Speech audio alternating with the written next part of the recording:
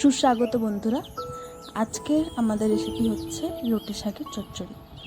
লোটে শাকের চচ্চড়ি রান্না করতে আমরা নিয়েছি 1 আঁটি লোটে শাক, আর সবজি হিসাবে আমরা নিয়েছি 2টো বেগুন আর 2টো আলু। লোটে শাকটাকে আগে কেটে নেব। কেটে নেওয়ার আগে ভালো করে দেখে নেবেন পোকা আছে নাকি বা কোনো বাতিল পাতা আছে নাকি। আমার এটা দেখা ছিল বা দেখে রেখেছিলাম আমি, এর জন্য বেশি দেখতে হয়নি। আর খুব নরম শাকটা, তাই জন্য বেশি ছোটো ছোটো করেও কাটিনি, মিডিয়াম সাইজে কেটেছি। বেগুনগুলোকে লম্বা লম্বা সরু সরু করে কেটে নিয়েছি, আলু আর একটা উচ্ছে দিয়েছি।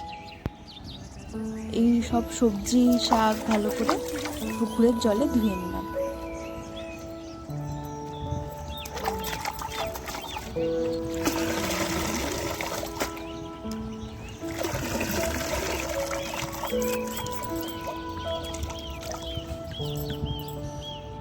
ধুয়ে নেওয়ার পর একটা কড়াইয়ের মধ্যে সর্ষের তেল দিয়ে এর মধ্যে 5 ফোড়নের ফোড়ন দিয়েছি আর একটা শুকনো লঙ্কার ফোড়ন দিয়েছি। আপনারা ঝাল অনুযায়ী আপনারা 2টো শুকনো লঙ্কাও দিতে পারেন। আমরা এখানে একটা শুকনো লঙ্কা ব্যবহার করেছি।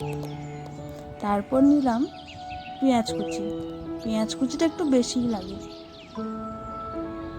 কারণ শাকটা যেহেতু কম। এর মধ্যে আরও একটা জিনিস ব্যবহার করব আমরা, যেটা হচ্ছে মাছের তেল। আজকে আমাদের পুকুর থেকে রুই মাছ ধরা হয়েছিল, ওই রুই মাছের তেল বেরিয়েছে বা আঁত যাকে বলে, তাকে এই শাক চচ্চড়িতে দিয়েছি। ভালো করে তেলটাকে যতক্ষণ না তেলের গন্ধটা যাচ্ছে, একটা আষ্টে গন্ধ থাকে না, ততক্ষণ ভাজবো।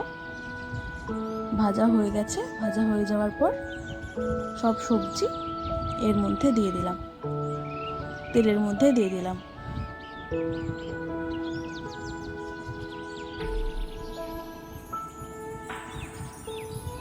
এই লোটে শাককে সাদা শাকও বলা হয়।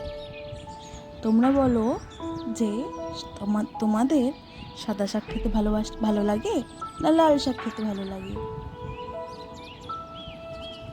আর পরিমাণ মতো নুন আর হলুদ দিয়ে এটিকে ঢাকা মেরে রেখে দেবো বেশ কিছুক্ষণ।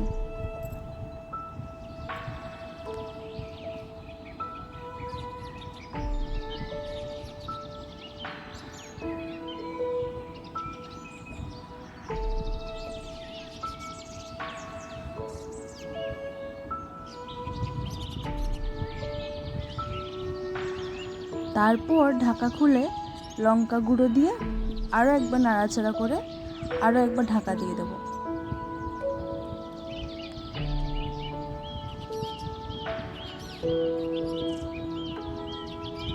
ঢাকা খুলেছি, খুলে দেখছেন কতটা ছোট্ট অল্প হয়ে গেছে। তারপর দিয়ে দিলাম রাই বাটা। এখানে আমরা রাই ইউজ করেছি, আপনারা সর্ষেও ইউজ করতে পারেন। শুধু খোসাটা দেবেন না, কালো সর্ষের খোসাটা দেবেন না। আপনারা চাইলে সর্ষে নাও দিতে পারেন, সর্ষেটা স্কিপ করে যেতেও পারেন, কিন্তু সর্ষে দিলে একটু টেস্টি লাগে।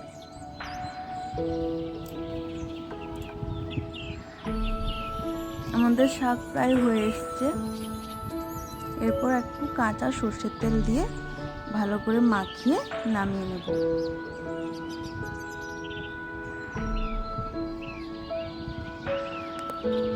কাঁচা সর্ষের তেলেই শাক, যে কোনো শাক জব্দ হয়ে যায়।